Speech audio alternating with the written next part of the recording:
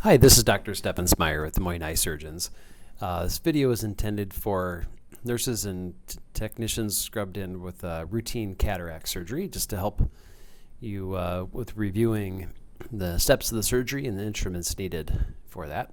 We start with a 1mm side port knife, what I will call a paracentesis knife, handed over with a 2.4mm keratome knife. I usually call that the big knife. Those two go first, followed by non-preserved local anesthetic. This is 1% lidocaine, non-preserved here. And then hand over both the Viscoat and the ProVisc. In the next step, the Viscoat usually goes on top. I just put that in, followed by the ProVisc, which is there. Got a little bubble to clean out. Next up is the capsular rhexis forceps. Now let's go in, and we're making an opening in the anterior capsule to allow access to the cataract. All of the cannulas we'll use, with the exception of the moxifloxacin at the end, are all 27 gauge. The moxifloxacin is a 30 gauge cannula. Next up is the Chang cannula. This is BSS on a 3mm or 3 milliliter syringe on the Chang cannula for the step of hydrodissection. So we're using the BSS to dissect the cataract out of the capsule. Made sure it was free by spinning it there. Next is the phaco needle, a handpiece, along with the chopper. This should be the double-ended chopper with a little bit longer looking end on the vertical side, which I'm using here to split the cataract in half. Usually you have a little time here if you need to reorient the table, clear off some of the things we've handed off, and get the next couple of steps together. So this will take a couple of minutes to disassemble the cataract. Usually I'll ask for some BSS on the cornea. I usually refer to that as a drop or a rinse, depending on what I need from you. That looked like a drop hitting the eye there. And phaco needle. We'll get the cataract pieces fully disassembled and removed from the eye.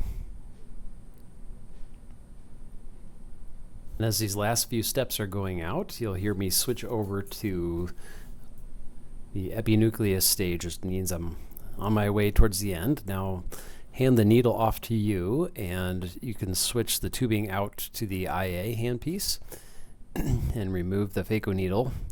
And at the same time, hand me this 27 gauge on BSS, which I will use to rinse around the eye to make sure there aren't any little pieces of cataract that got caught in the viscoelastic. Now with the IA, I'm removing the cortex. Again, this is usually a little bit of time to grab the next step here, as I'm also removing the viscoelastic from the eye at this step. Once the viscoelastic is removed, then we'll move on to polishing. So that'll be ProVisc, which is going in now, as well as the polisher, which is a double-ended kind of curette on one side with a sweep on the other. And then I'm polishing both the posterior capsule and the anterior capsule with the polisher. During this time, you can be pushing the IOL into the proper position for the shooter, and getting things ready for the implant to be coming next after I finish the polishing steps. Next, you're handing over the IOL with the Kugelin hook. It's also a good idea to have the Drysdale available, especially if this is a toric implant, because sometimes I need to rotate the toric in its final position. This isn't the case with this particular lens, but that's the Kugelin after the IOL. And then we go back to the IA to remove the ProVisc that I had placed when I was polishing. And as I get that cleared out, we'll seal up the incisions with BSS with the 27 gauge. And then next is the moxifloxacin 2 Wex, handed over first. Check to make sure the incisions are watertight when I push down on them, nothing's leaking out. There's usually 2 at a time with that. And then next is moxifloxacin.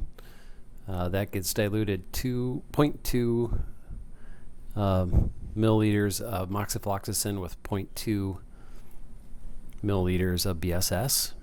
And I'll confirm with you that it is indeed the diluted mix. And then this is the triamcinolone, otherwise known as Kenalog. And this is 0.1 cc with 0.3 cc's, and that's it.